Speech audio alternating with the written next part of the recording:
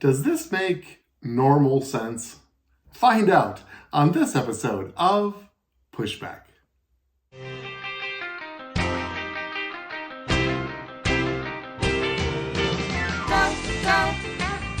Go, Jonny, go, go. Go, Jonny, go, go. Go, Jonny, go, go.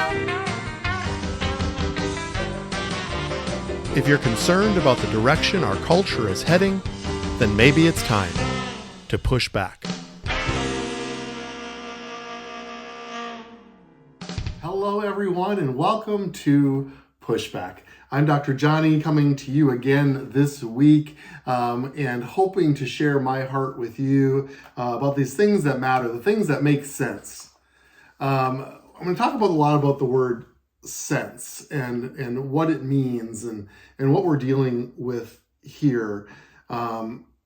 I remember when my daughter Emma was just learning to talk and hadn't been into the realm of talking much, when she would say, "How could that be sense?" That's what she would say.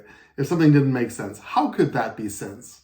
And I remember melting, looking at her little face, and I ask myself that question often, and we quote that quote very often in our family when something comes around where we're trying to make any sense of it whatsoever.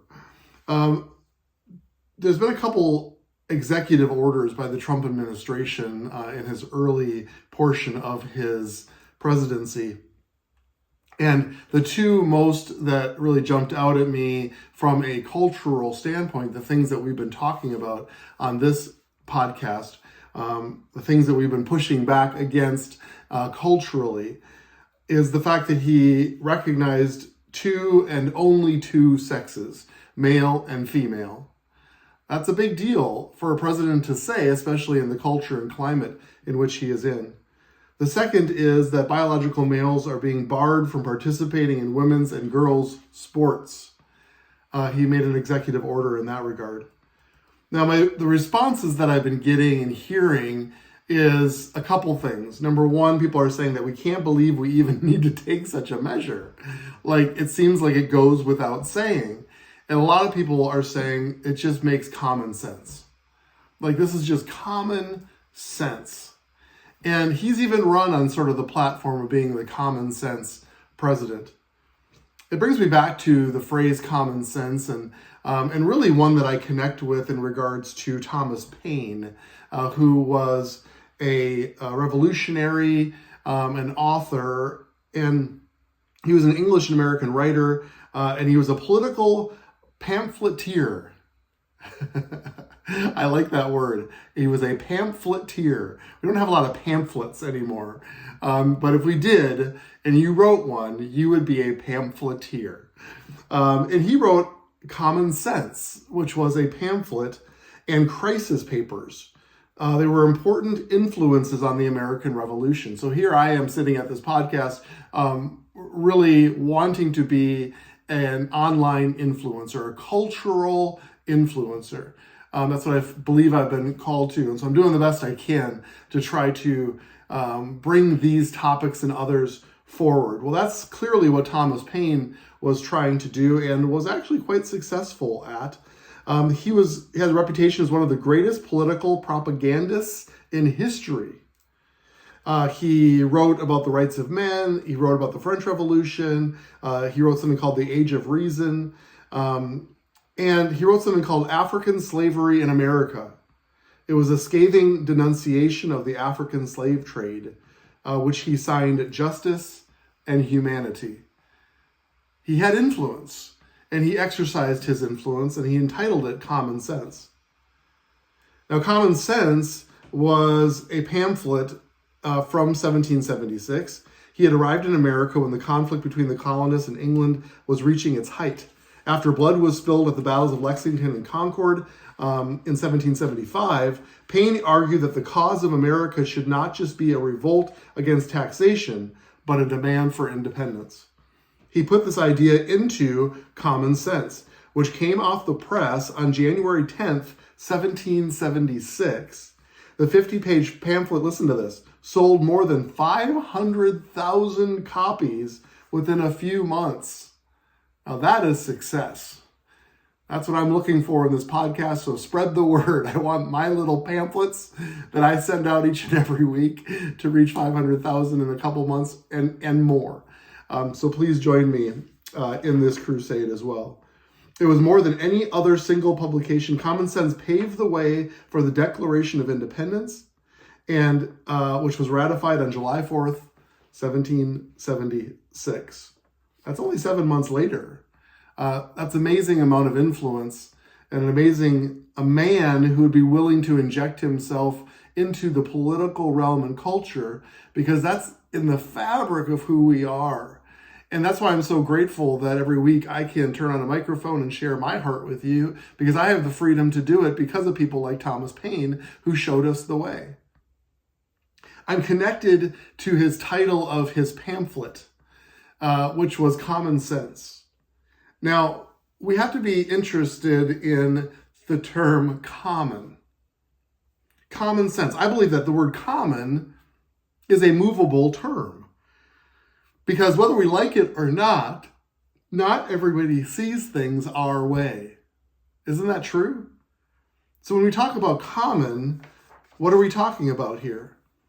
So you might not be surprised to hear this headline that I found recently. It says, blue states vowing to ignore the executive order to bar biological males from women's sports. So what I just said was common sense. Not everybody sees it that way. So the blue states are going to draw a line in the sand and say, no, we're not going to honor that executive order because we don't believe that it's common sense. Or they have a different definition of what common sense looks like. So what is the word common? When you look up the definition of the word common, it means occurring, found, or done often, or prevalent. So it says salt and pepper are the two most common seasonings. It means shared by, coming from, or done by more than one. Well, that's a pretty low bar, isn't it? Something can be common if it's done by more than one. So we can see how this could actually be a movable target when we talk about common sense. What is prevalent? What is found? What is done by more than one?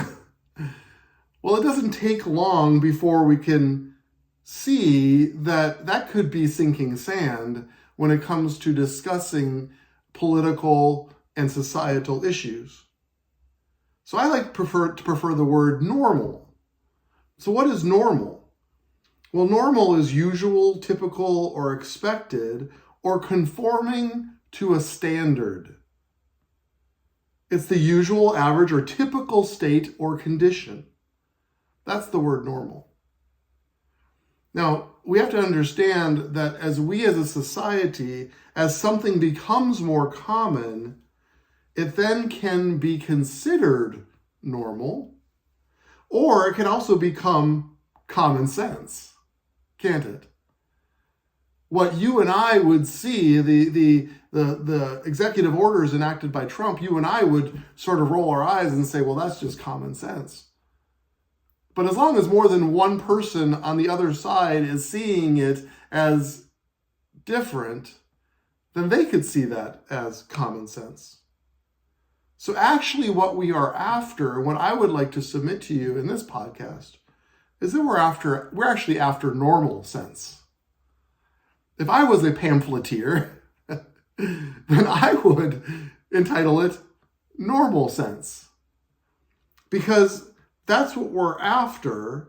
We need a sense of what is normal. Now, I believe, humbly, that my podcast is really all about that. I want to share with you what I would consider to be normal sense. The ways of God, the things that He's given us, the ways to live, because I believe it's the superior way to live. I believe it's the best way to live. And so the purpose of this podcast is to provide language and understanding and education and hopefully encouragement to inject yourself into world history and into our society and culture to create real change, because we set the culture. But in order to do that, we need a sense of what is normal. Now, we have to be careful, and I want to be very clear on my stance on this. Is a homosexual or a transgender athlete an abnormal person? Well, I would say no, they aren't an abnormal person, but their behavior is abnormal. The behavior doesn't actually line up to a standard.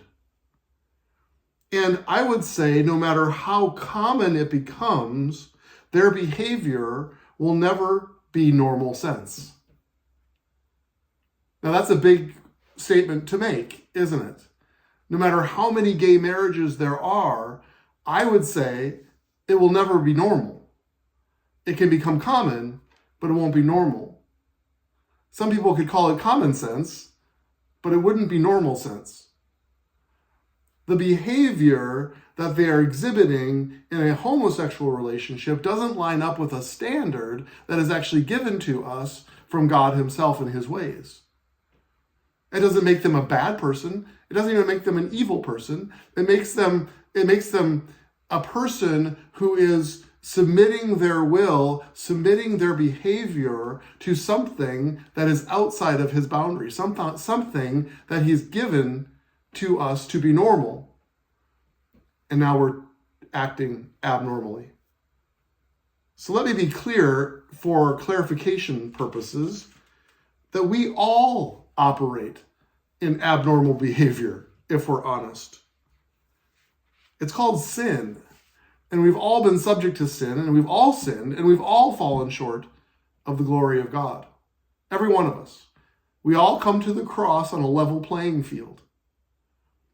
But the issue is my behavior. The issue is how I am responding to the grace that has been given to me.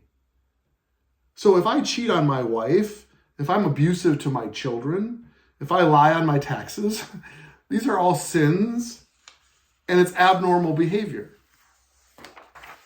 So less severely, let's say I'm rude to my wife, or angry with my boss, or I operate in lust. Guess what? It's also a sin, and it's also abnormal behavior.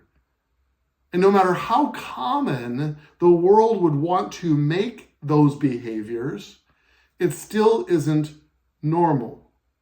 Hopefully I'm being clear on this.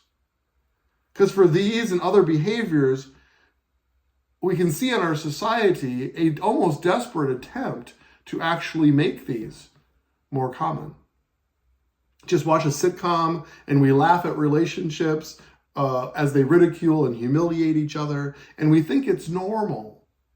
It's common, but it's not normal. And it's certainly not common sense, and it's certainly not normal sense. In order to evaluate normalcy, please hear me in this. In order to evaluate normalcy, we need to have a standard. Some kind of standard on which to make a statement that this is normal or abnormal behavior. Well, I would say to you that it's been only found in one place in history, and that's the Garden of Eden. When the Garden of Eden was created, and we have 2 chapters in the Bible that begin the Bible that tell us about creation and what it looked like and the gloriousness of the Father's heart towards his children, the enactment and the empowerment of his kids here on this earth, we see that it was a beautiful place that was unaffected by sin. It was a time in history where things operated in complete normalcy.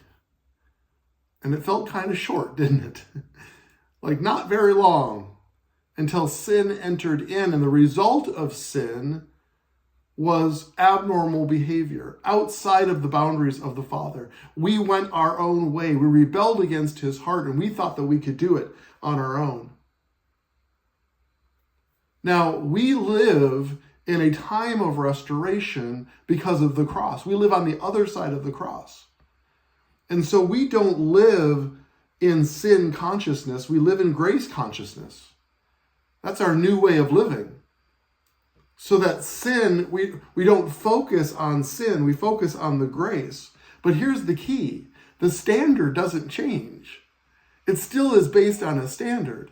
Even grace and how good it is still relies on our behavior and lining up with a standard. We don't get saved by our behavior. Only grace can do that. We don't get saved by anything that we can do or perform. Only grace can do that. The Bible is very clear. However, because we love him, because we care about his standard, because he's given us a standard for our good, for our health, for our benefit, because of that, the standard still matters to us, and so we align ourselves with the standard, and our behavior follows, so that we're not sick, so that we're not unhealthy, so that we're in the confines of that he's given us, which is called his standard, which is called his boundaries. See, we're not intolerant of people by calling their behavior abnormal. But we can be intolerant of their harmful behavior itself. We're not intolerant of them, we're intolerant of their harmful behavior. Because it's not good for them. It's not good for us. If I'm cheating on my wife, I would hope the people that love me would surround me and knock some normal sense into me. That's what I would hope. Why? So I don't destroy my marriage and my family and my own personal life. They would do it because they loved me. And so we can see how there has to be a standard. See, I could find people that would shrug their shoulders at my adultery. And if I found enough, I could justify my behavior. And I could call it common sense. It actually makes common sense for me to cheat on my wife. Why? Because that's where I feel happy. I follow my feelings. And that's what this whole discussion comes down to.